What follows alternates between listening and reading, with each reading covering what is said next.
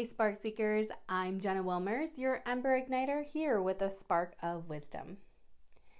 Proverbs 27:17 says, "As iron sharpens iron, so one person sharpens another."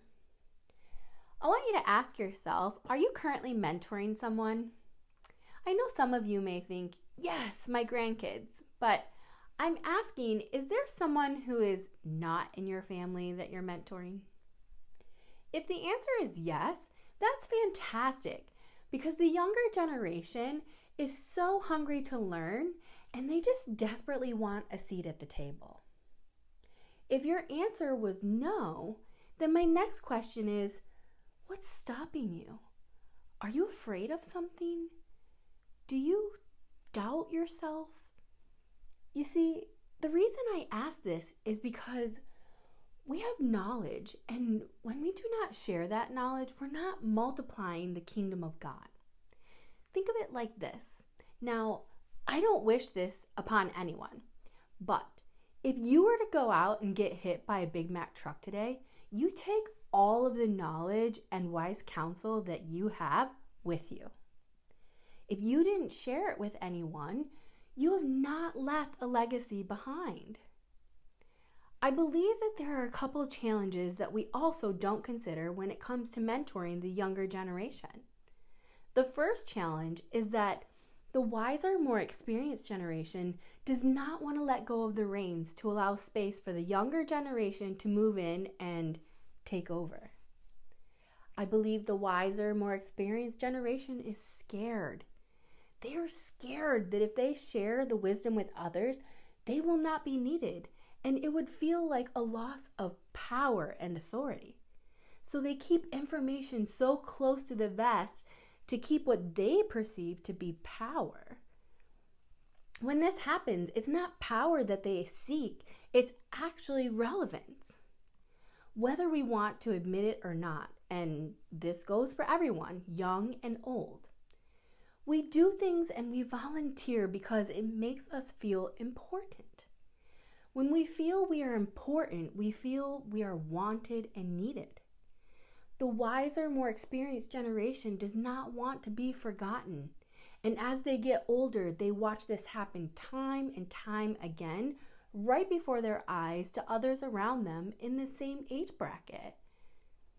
We also have to take into account that change is not easy for the wiser, more experienced generation. They did not grow up with things that changed daily at warp speed like the younger generation did. They are not able to process and see things differently as fast as the younger generation can. The younger generation needs to embrace this by slowing down and helping them connect the dots so that they too can fully understand that there may be a solution to making their process either faster, more efficient, or even save time and money. The second challenge is that the younger generation wants to take over, but they don't want to be mentored by the wiser, more experienced generation. Proverbs 19:20 advises us to listen to the advice and accept discipline, and at the end, you will be counted among the wise. This can come from a place of wanting to prove ourselves and showing that we can do it. Kind of like when a toddler, when they start to walk, they tell you they can do it all by themselves. What the younger generation does not realize is that they need to be mentored by the wiser, more experienced generation. They need to allow space for the wiser generation to share what they have tried and possibly failed at, so that the same mistakes are not made. The younger generation needs to be open to hearing feedback from the wiser, more experienced generation. And if both generations can learn to find the balance in this area of training and mentoring, then the kingdom of God could be multiplied greatly. Remember, iron sharpens iron, so one person sharpens another.